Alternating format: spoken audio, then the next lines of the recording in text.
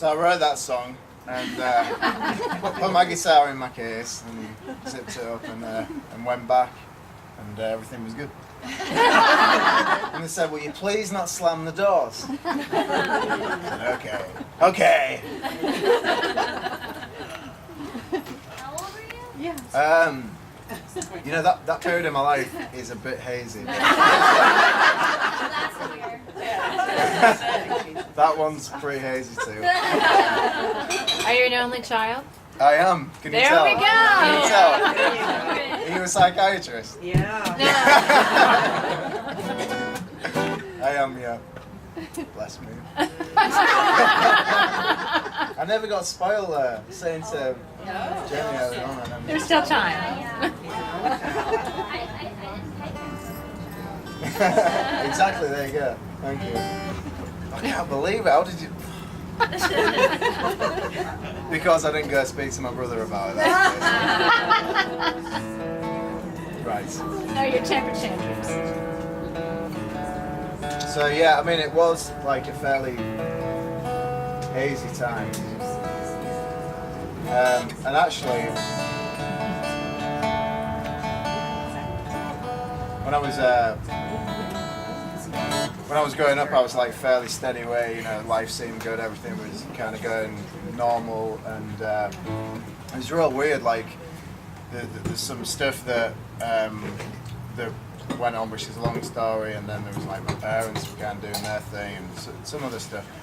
But and I started having these like I was in an island off the west coast of Africa called Tenerife, and I was there with a load of my friends. I was like in my late teens, and we were just partying basically, and we were booked for 2 weeks. And the first week was great. I had a right laugh, brilliant.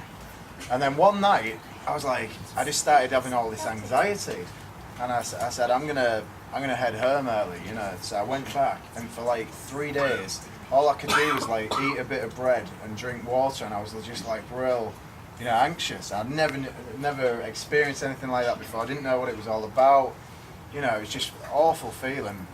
So I actually booked a flight home, and my friends, who were good friends with them now, they were like, "Phil, what have we done? Do you know what's wrong with you?" I'm like, "I don't know what's wrong with me, but it's nothing to do with you." So I got on this plane, I went back home, and I went to the doctors, and the doctors like took some blood tests and stuff, and you know, and then I kind of chilled out a bit, and then I went back, got the results, said there's nothing wrong with you, you know, physically. Do you think you might be depressed? And I said no, and then I cried for about half an hour. I said, well, maybe you're right. So that was kind of an interesting time. And long story short, I was like real brave about it. And I guess all different circumstances had caused me to deal with stress with panic attacks. And so when I first came to the States in the year of 2000, I was having panic attacks pretty bad. You know, on plane on the way out, which is a long ride. If anyone's done it, it's like 8 hours or something. Into Atlanta, I'm like, you know, stressing out. So anyway, I got there and I got here and stuff. But what I said to myself was, I am going to play my music and I am going to just play through this and write about stuff and everything else. So that was my journey. And actually, by being in the States and playing, I sorted it out. And I haven't had a panic attack for years. Like I really sorted out. It's cool. You know, things are up and down and stuff, but that was a good thing. You know, so I got a lot of strength from that.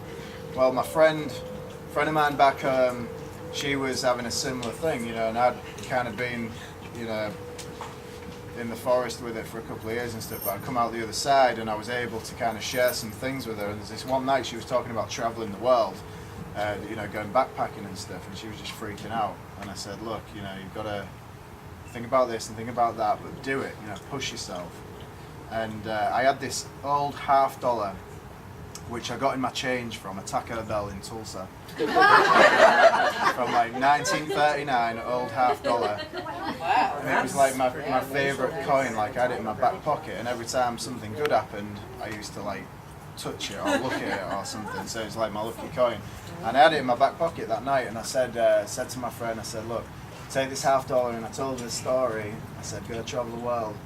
So this song that I'm going to play is called December Girl, and it's kind of a romanticism about that situation. And And indeed, she went off. She did it. She went travelling, and she conquered her troubles. And she showed up at a show one night. I was doing like a New Year's Eve thing, and she just turned up, coming back from travelling. She said, "There's your coin back." She was all tanned and happy and stuff. Nice. Very nice. I like that.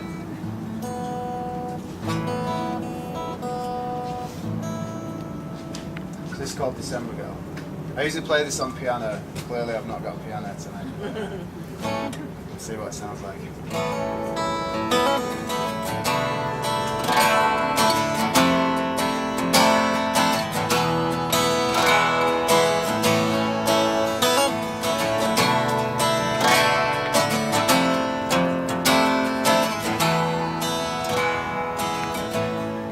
We've never been this close.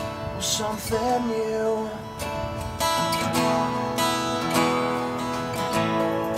Is it gonna be this way for us? We dance if you wanna dance. We talk for a while. It really doesn't matter to me. I'm so high in the sky. We talked cause we wanted to. We danced for a while. Conversation leads the way to peace, and I love your smile.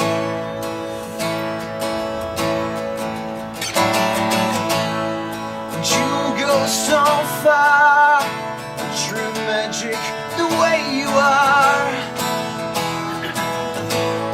And you earn your smile as I do mine. So go get on out of here. Travel from home as far as you can, maybe Dallas or Rome. Sail from mediocrity, make plural your card. I really don't want to see you go, but can I do for you?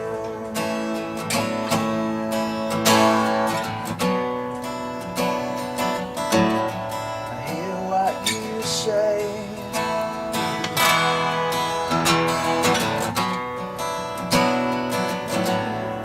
Don't fade away.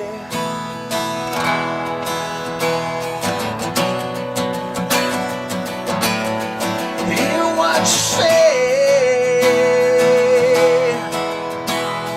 Please bring my half dollar back, 'cause I miss you, you see.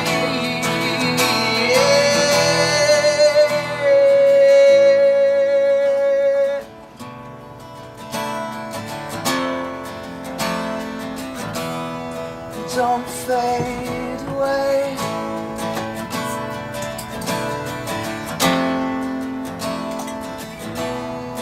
Don't fade away.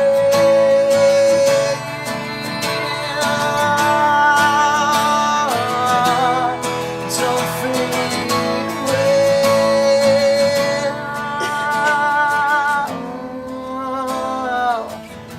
Don't fade away.